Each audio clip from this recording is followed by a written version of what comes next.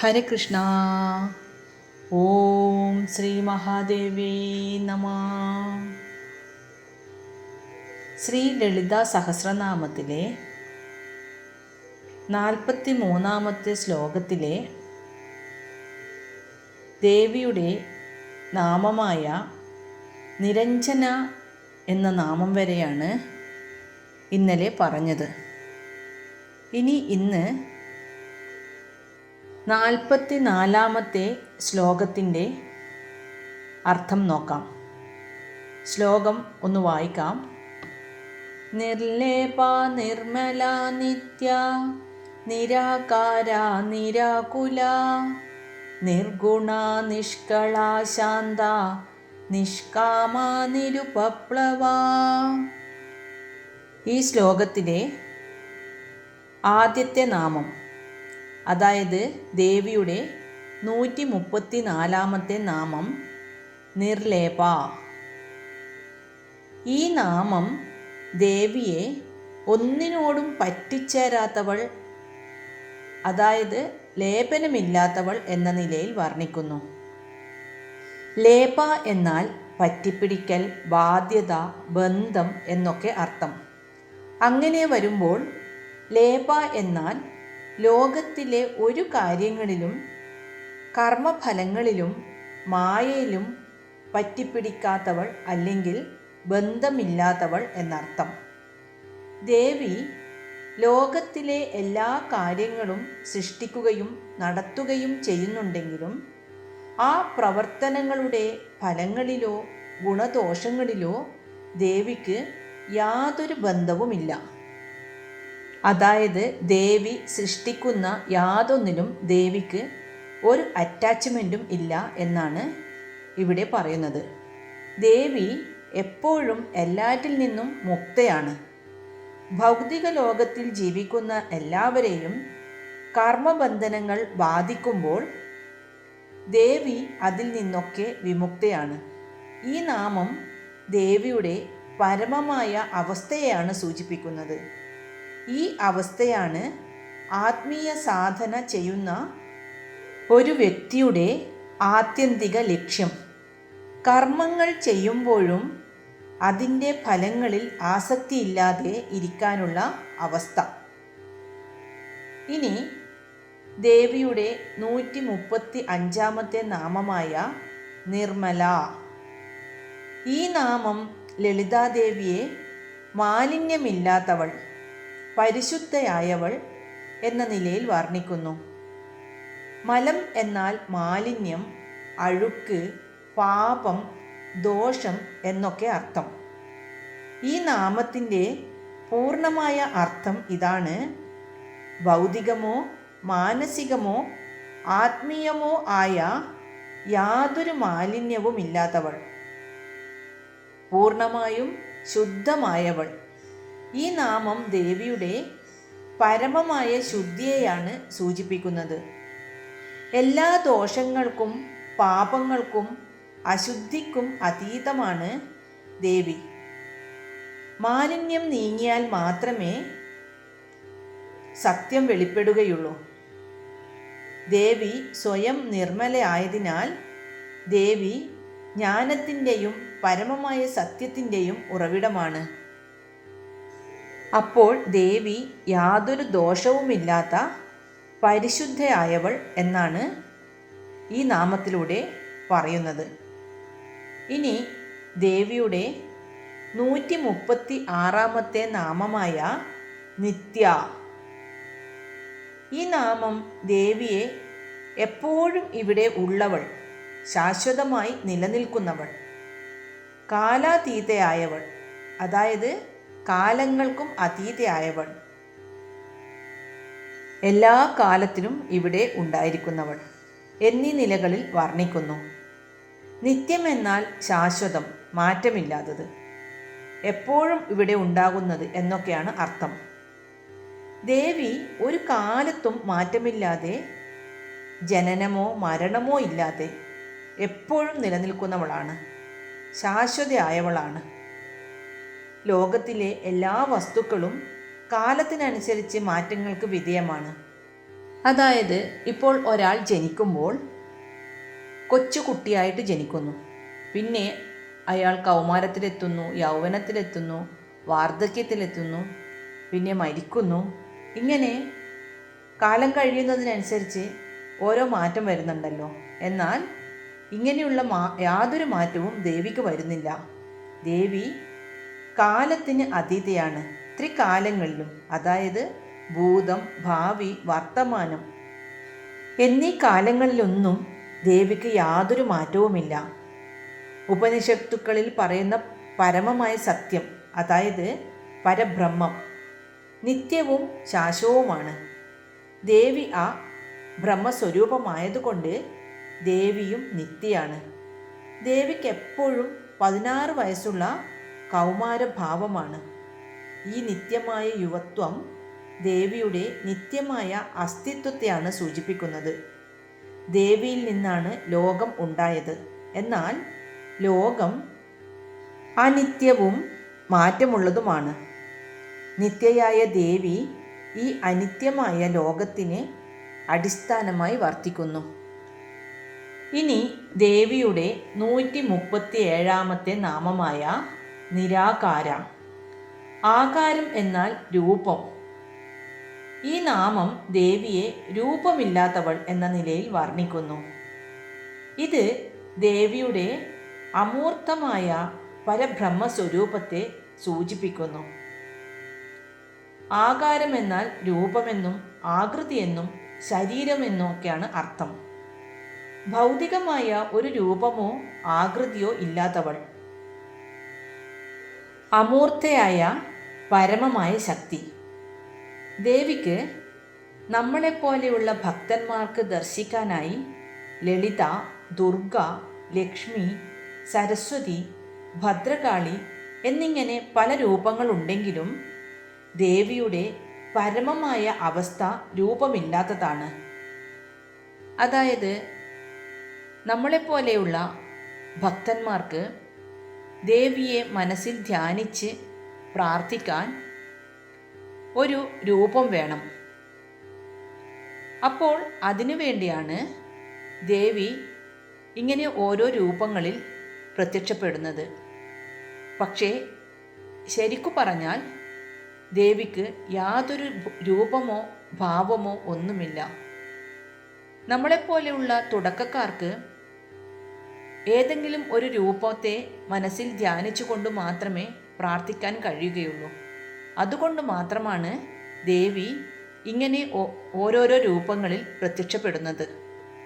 നമ്മുടെ പുറം കണ്ണുകൾ കൊണ്ടു കാണാൻ കഴിയാത്ത, എന്നാൽ മനസ്സിനും ബുദ്ധിക്കും മാത്രം ഗ്രഹിക്കാൻ കഴിയുന്ന ശുദ്ധമായ ബോധമാണ് ദേവി. രൂപമില്ലാത്ത പരബ്രഹ്മം തന്നെയാണ് ഭക്തരുടെ സൗകര്യത്തിനായി രൂപങ്ങൾ എടുക്കുന്നത്. അതിനാൽ ദേവിയുടെ എല്ലാ രൂപങ്ങൾക്കും അടിസ്ഥാനം ഈ നിരാകാരമായ അവസ്ഥയാണ്. ഉപനിഷത്തുക്കളിൽ പറയുന്ന നിർഗുണ ബ്രഹ്മത്തിൻ്റെ, അതായത് ഗുണമില്ലാത്ത പരബ്രഹ്മത്തിൻ്റെ സ്ത്രീലിംഗ രൂപമാണ് നിരാകാര. സാഹചര്യത്തിനനുസരിച്ച് ദേവി ഓരോ രൂപം സ്വീകരിക്കുന്നു എന്നു മാത്രം. ഇനി ദേവിയുടെ 138ാമത്തെ നാമമായ നിരാകുല. ഈ നാമം ദേവിയെ വിഷമങ്ങളില്ലാത്തവൾ, അസ്വസ്ഥതകളില്ലാത്തവൾ, ശാന്തയായവൾ എന്ന നിലയിലൊക്കെ വർണ്ണിക്കുന്നു. ആകുലം എന്നാൽ വിഷമം, കുഴപ്പം, അസ്വസ്ഥത എന്നൊക്കെയാണ് അർത്ഥം. യാതൊരു വിധത്തിലുള്ള മാനസിക വിഷമങ്ങളോ അസ്വസ്ഥതകളോ കുഴപ്പങ്ങളോ ഇല്ലാത്തവളാണ് ദേവി. എപ്പോഴും ശാന്തമായ മനസ്സോടു കൂടിയവൾ.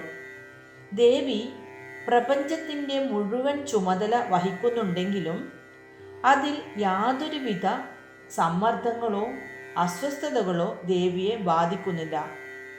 ഈ നാമം ദേവിയുടെ സമചിത്തതയാണ് സൂചിപ്പിക്കുന്നത്. മായയുടെ ലോകമാണ് എല്ലാ കുഴപ്പങ്ങൾക്കും വിഷമങ്ങൾക്കും കാരണം. അതായത് ഈ ലോകം തന്നെ ഒരു മായയാണ് എന്നാണ് പറയുന്നത്. അപ്പോൾ ആ മായ നിറഞ്ഞ ലോകം എല്ലാ കുഴപ്പങ്ങൾക്കും കാരണമാകുന്നു. ദേവി മായയെ സൃഷ്ടിക്കുന്നവളും ഒപ്പം മായയ്ക്ക് അതീതയുമാണ്. ഈ നാമം ആരാധകന് നൽകുന്ന സന്ദേശം എന്താണെന്ന് വെച്ചാൽ, ബാഹ്യലോകത്ത് എന്തു സംഭവിച്ചാലും ആന്തരികമായ ബോധത്തിൽ ശാന്തത നിലനിർത്താൻ കഴിയണം. അതായത് ദേവിയെ ധ്യാനിക്കുന്നതിലൂടെ ആ ആന്തരിക സമാധാനം ലഭിക്കുന്നു. നമ്മുടെ അജ്ഞാനമാണ് ദുഃഖത്തിന് കാരണമാകുന്നത്. ആ ജ്ഞാനസ്വരൂപിയായ ദേവിയെ ആരാധിച്ചാൽ നമ്മുടെ അജ്ഞാനം നീങ്ങുന്നു എന്നർത്ഥം. ഇനി ദേവിയുടെ 139 നാമമായ നിർഗുണ. ഈ നാമം ദേവിയെ സത്വം, രജസ്, തമസ് എന്നീ 3 ഗുണങ്ങൾക്ക് അതീതയായവൾ എന്ന നിലയിൽ വർണ്ണിക്കുന്നു. ഗുണ എന്നാൽ പ്രകൃതിയുടെ 3 ഗുണങ്ങളായ സത്വം, രജസ്, തമസ് എന്നിവയാണ്. സൃഷ്ടിക്ക് ആധാരമായ ഈ ത്രിഗുണങ്ങൾക്ക് അതീതയായവൾ ദേവി അഥവാ ഗുണങ്ങളാൽ ബന്ധിക്കപ്പെടാത്തവളാണ് ദേവി എന്നാണ് അർത്ഥം. ദേവിയിൽ നിന്നാണ് ഈ ത്രിഗുണങ്ങളൊക്കെ ഉണ്ടാകുന്നത്. അപ്പോൾ ദേവി ത്രിഗുണാതീതയാണ്. അതായത് ഈ ത്രിഗുണങ്ങളൊന്നും ദേവിയെ ബാധിക്കില്ല എന്നർത്ഥം. ഈ നാമം ദേവിയുടെ പരമമായ അവസ്ഥയെയാണ് സൂചിപ്പിക്കുന്നത്. പ്രപഞ്ചത്തിലെ എല്ലാ കാര്യങ്ങളും ഈ ത്രിഗുണങ്ങളുടെ അടിസ്ഥാനത്തിലാണ് സംഭവിക്കുന്നത്. എന്നാൽ ഈ ഗുണങ്ങളെ സൃഷ്ടിക്കുകയും നിയന്ത്രിക്കുകയും ചെയ്യുന്ന ദേവിക്ക് ഈ ഗുണങ്ങളുമായി ബന്ധമില്ല. പരമമായ സത്യം നിർഗുണമാണ് എങ്കിലും ഭക്തർക്ക് അനുഗ്രഹം നൽകാനായി ഈ നിർഗുണമായ ശക്തിസ്വരൂപം ഗുണങ്ങളോടുകൂടിയ രൂപമെടുക്കുന്നു. ഗുണങ്ങളുടെ സ്വാധീനത്തിൽ നിന്ന് മുക്തയാകുമ്പോഴാണ് മനുഷ്യർ മോക്ഷത്തിലേക്ക് അടുക്കുന്നത്. ഈ അവസ്ഥയെ ദർശിക്കുന്ന ദേവി ഭക്തർക്ക് ആ ജ്ഞാനം പകർന്നു നൽകുന്നു. ഇനി ദേവിയുടെ 140 നാമമായ നിഷ്കള. ഈ നാമം ദേവിയെ അംശങ്ങളില്ലാത്തവൾ, കലകളില്ലാത്തവൾ, പൂർണ്ണയായവൾ എന്നീ നിലകളിൽ വർണ്ണിക്കുന്നു. കള എന്നാൽ അംശം, ഭാഗം, വിഭജനം എന്നൊക്കെയാണ് അർത്ഥം. അതായത് ദേവി ഒരു അംശങ്ങളുമില്ലാത്തവൾ, ഭാഗങ്ങളായി വിഭജിക്കാനാവാത്ത പൂർണ്ണമായ ബ്രഹ്മം. ഈ ലോകത്തിലുള്ള എല്ലാം കലകളോട് കൂടിയതാണ്, അതായത് ചെറിയ ഭാഗങ്ങൾ ചേർന്നത്. എന്നാൽ ലളിതാദേവിക്ക് ആദിമന്ത്യാന്തങ്ങളില്ല. ദേവി ഒരു ഭാഗവുമില്ലാത്ത അഖണ്ഡമായ പൂർണ്ണതയാണ്. ഈ നാമം ദേവിയുടെ പരമമായ അവസ്ഥയെയാണ് സൂചിപ്പിക്കുന്നത്. അതായത് ദേവിയെ ഏതെങ്കിലും ഒരു പരിധിയിലോ ഭാഗത്തിലോ ഒതുക്കാൻ സാധ്യമല്ല. കള എന്ന വാക്കിന് ചന്ദ്രൻ്റെ 16 അംശങ്ങളെ സൂചിപ്പിക്കാറുണ്ട്.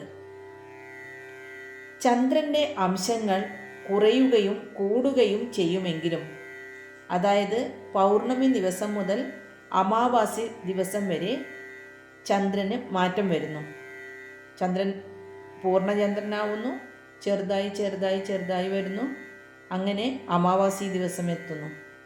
ഇങ്ങനെ ചന്ദ്രൻ്റെ രൂപത്തിൽ വരുന്ന മാറ്റങ്ങൾ. ദേവി എപ്പോഴും ആ 16 അംശങ്ങൾക്കും അതീതമായ പൂർണ്ണചന്ദ്രന് തുല്യമായ അവസ്ഥയിൽ നിലനിൽക്കുന്നു. പൗർണമി ദിവസം ചന്ദ്രൻ 15 കലകളാൽ പൂർണ്ണനായി ശോഭിക്കുന്നു. അതുപോലെ ദേവി ഏത് ഭാവത്തിൽ വന്നാലും അവൾ പൂർണ്ണയാണ് എന്നാണ് അർത്ഥം. ഇനി ദേവിയുടെ 141 നാമമായ ശാന്ത. ഈ നാമം ദേവിയെ ശാന്തസ്വരൂപയായവൾ, എല്ലാ കോപങ്ങളിൽ നിന്നും വികാരങ്ങളിൽ നിന്നും മുക്തയായവൾ എന്ന നിലയിൽ വർണ്ണിക്കുന്നു. ശാന്തതയുടെയും സമാധാനത്തിൻ്റെയും മൂർത്തിഭാവമാണ് ദേവി. എല്ലാ വികാരങ്ങൾക്കും അതീതയായവൾ എന്നർത്ഥം. മുൻപ് ശാന്തിമതി എന്ന നാമം ദേവിയുടെ ശാന്തമായ മനസ്സിനെ സൂചിപ്പിച്ചിരുന്നു. എന്നാൽ ശാന്ത എന്ന ഈ നാമം ദേവിയുടെ സ്വരൂപം തന്നെ ശാന്തമായതാണെന്ന് പറയുന്നു. ദേവിയുടെ അടിസ്ഥാന സ്വഭാവം തന്നെ സമാധാനമാണ്. ദേവിക്ക് എല്ലാ വികാരങ്ങളെയും നിയന്ത്രിക്കാനും ശാന്തമായി നിലനിർത്താനും കഴിയുന്നു. ദേവി എല്ലാ ബന്ധനങ്ങളിൽ നിന്നും വിമുക്തയാണ്. ബന്ധനങ്ങളില്ലാത്ത അവസ്ഥയുടെ സ്വാഭാവിക ഫലമാണ് ഈ പരമമായ ശാന്തത. ഇനി ദേവിയുടെ 142 നാമമായ നിഷ്കാമ. ഈ നാമം ദേവിയെ ആഗ്രഹങ്ങളില്ലാത്തവൾ, യാതൊരുവിധ കാമനകളുമില്ലാത്തവൾ എന്ന നിലയിലാണ് വർണ്ണിക്കുന്നത്. കാമ എന്നാൽ ആഗ്രഹം, മോഹം, വാഞ്ച എന്നൊക്കെയാണ് അർത്ഥം. ഒരു വിധത്തിലുമുള്ള ആഗ്രഹങ്ങളോ മോഹങ്ങളോ ഇല്ലാത്തവൾ, പൂർണ്ണയായും തൃപ്തിയായവൾ എന്നൊക്കെയാണ് അർത്ഥം. സാധാരണ നമുക്ക് എന്തെങ്കിലും കുറവുകൾ ഉണ്ടാവുമ്പോഴാണല്ലോ നമ്മൾ വീണ്ടും വീണ്ടും ആഗ്രഹിക്കുന്നത്.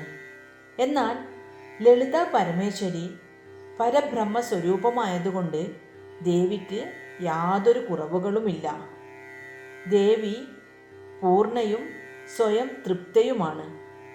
ദേവി എല്ലാ കർമ്മങ്ങളും നടത്തുന്നുണ്ടെങ്കിലും അതിൻ്റെ ഫലങ്ങളോ ലക്ഷ്യങ്ങളോ ദേവിയെ ബാധിക്കുന്നില്ല. ദേവിയെ ആരാധിക്കുന്നതിലൂടെ ഭക്തർക്ക് ലോകത്തോടുള്ള ഭൗതിക ആഗ്രഹങ്ങളിൽ നിന്ന് മോചനം ലഭിക്കുകയും ആത്യന്തികമായ ആനന്ദം നേടുകയും ചെയ്യുന്നു. ഇനി ദേവിയുടെ 143 നാമമായ നിരുപപ്ലവ. നിർ പ്ലസ് ഉപപ്ലവ. ഉപപ്ലവ എന്നാൽ തടസ്സം, നാശം, വിപത്ത് എന്നൊക്കെയാണ് അർത്ഥം. ഈ നാമം ദേവിയെ നാശമില്ലാത്തവൾ, തടസ്സമില്ലാത്തവൾ എന്നീ നിലയിൽ വർണ്ണിക്കുന്നു. അതായത് ഒരു തടസ്സമോ വിപത്തോ നാശമോ ഇല്ലാത്തവൾ, എല്ലായ്പ്പോഴും സുരക്ഷിതയായിരിക്കുന്നവൾ. ഈ ലോകത്തിലുള്ള എല്ലാം നാശത്തിനും വിപത്തിനും വിധേയമാണ്. അത് ജീവനുള്ളതോ അല്ലാത്തതോ ആയിക്കോട്ടെ, എല്ലാം ഒരു കാലത്ത് നശിക്കുമല്ലോ. എന്നാൽ ദേവിയാണെങ്കിലോ, ദേവി ശാശ്വതവും അനശ്വരവുമായ ഒരു തത്വമാണ്. കാലത്തിൻ്റെയോ മായയുടെയോ ഒരു ഉപദ്രവവും ദേവിയെ ബാധിക്കുകയില്ല. ദേവി ചെയ്യുന്ന പ്രപഞ്ച സൃഷ്ടി, സ്ഥിതി, സംഹാരം എന്നീ കർമ്മങ്ങൾക്ക് യാതൊരു തടസ്സവും നേരിടുന്നില്ല. ദേവിയുടെ ഇച്ഛാശക്തിക്ക് മുന്നിൽ ഒരു ശക്തിക്കും പ്രതിബന്ധം സൃഷ്ടിക്കാനും കഴിയുകയില്ല. ഈ നാമം ജപിക്കുന്നതിലൂടെ ഭക്തൻ്റെ ജീവിതത്തിലെ തടസ്സങ്ങളെയും ഉപദ്രവങ്ങളെയും ദേവി നീക്കം ചെയ്യും എന്ന് വിശ്വസിക്കപ്പെടുന്നു. അപ്പോൾ ദേവി നാശമില്ലാത്തവൾ. ഇന്ന് പഠിച്ച ശ്ലോകം ഒന്നുകൂടി ചൊല്ലി നോക്കാമല്ലേ? നിർലേപ നിർമ്മല നിത്യ നിരാകാര നിരാകുല നിർഗുണ നിഷ്കള ശാന്ത നിഷ്കാമ നിരുപപ്ലവ. ഓം ശ്രീ മഹാദേവി നമഃ. ഹരേ കൃഷ്ണ.